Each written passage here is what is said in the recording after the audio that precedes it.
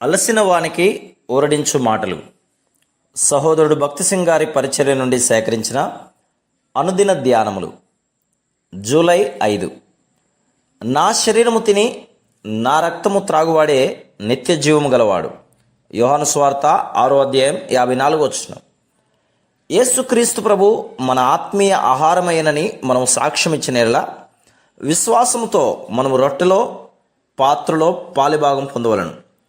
మనము నాకు తృప్తి కలిగింది, నాకు లోక సంబంధమైన సంగీతం మీద కానీ స్నేహితులు మొదలగు వాటి మీద కానీ కోరిక లేదు అని చెప్పుదాము. మనం దీనిని యథార్థంగా చెప్పవలను. లేని ఎడల మనం తీర్పులోనికి వచ్చుదాము. అది తప్పుడు సాక్ష్యమగును. ప్రభు అయిన యేసుక్రీస్తు నా యొద్దకు వచ్చేవాడు ఆకలి ఉన్నాడు, దప్పిగా ఉన్నాడు అని చెప్తున్నాడు. ఇట్టి అనుభవమును కలిగి ఉండుటకు మనం ఆయనను ఏ విధంగా తిని త్రాగవలనో ఆయన అనేక పర్యాయములు మనకు చెప్తున్నాడు. జీవాహారమును నేనే. యోహాను సువార్త 6:4. పరలోకము నుండి దిగి వచ్చిన జీవాహారమును నేనే. ఎవడైనను ఈ ఆహారం భుజించితే వాడెల్లప్పుడూ జీవించును. మరియు నేనిచ్చు ఆహారం లోకమునకు జీవం కొరకైన నా శరీరమే. యోహాను సువార్త 6:51. కావున యేసు ఇట్లనెను, మీరు మనుష్య కుమారుని శరీరము తిని ఆయన రక్తము త్రాగితేనే గాని మీలో మీరు జీవము గలవారు కారు. నా శరీరము తిని నా రక్తము త్రాగువాడే నిత్య జీవం గలవాడు. అంత్యదినమున నేను వారిని లేపుదును. 53-54. ఒక దినమున మనం మహిమా శరీరముతో తిరిగి లేచుదుమన్న నిరీక్షణ కలదు. మన పాపము నిమిత్తం చనిపోయి తిరిగి లేచిన ప్రభువే ఆయన ఉన్న స్థలములో మనమును ఉండులాగున మరల తిరిగి రానయ్యున్నాడు. యోహాను సువార్త 14:3. ఆయనకున్నట్లు మనమును అమర్త్య దేహమును పరసంబంధమైన దేహమును కలిగి ఉన్న ఎళ్ళనే ఇది సాధ్యమగును. మన ప్రభువు మన నిమిత్తం మరలా రానయ్యున్నాడన్న నిరీక్షణను మనం కలిగి ఉన్నాం. మనం ఆయనను చూసుదుము, ఆయనను పోలియుందుము. ఈ నిరీక్షణ మనకు గొప్ప సంతోషమును కలుగజేయును.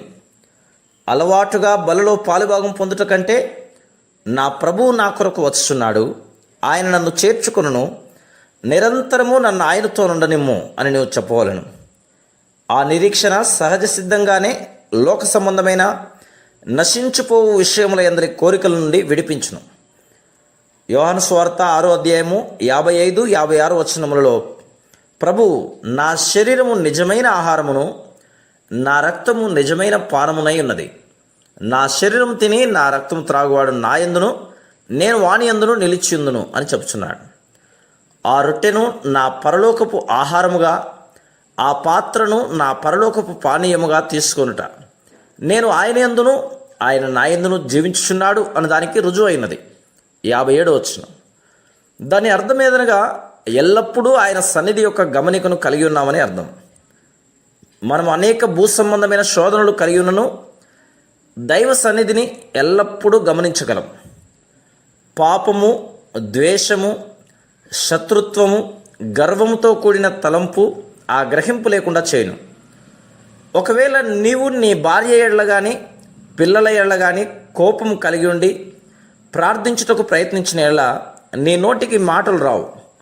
కానీ నీవు అవును ప్రభువా, నేను నిన్ను నొప్పించి తిని, నేను నా భార్య, భర్త లేక పిల్లల ఎడల కోపం కలిగి ఉంటిని, దయచేసి నన్ను క్షమించుము అని విశ్వాసముతో ప్రార్థించిన ఎడల నీవు దేవుని సన్నిధిని అనుభవించగలవు.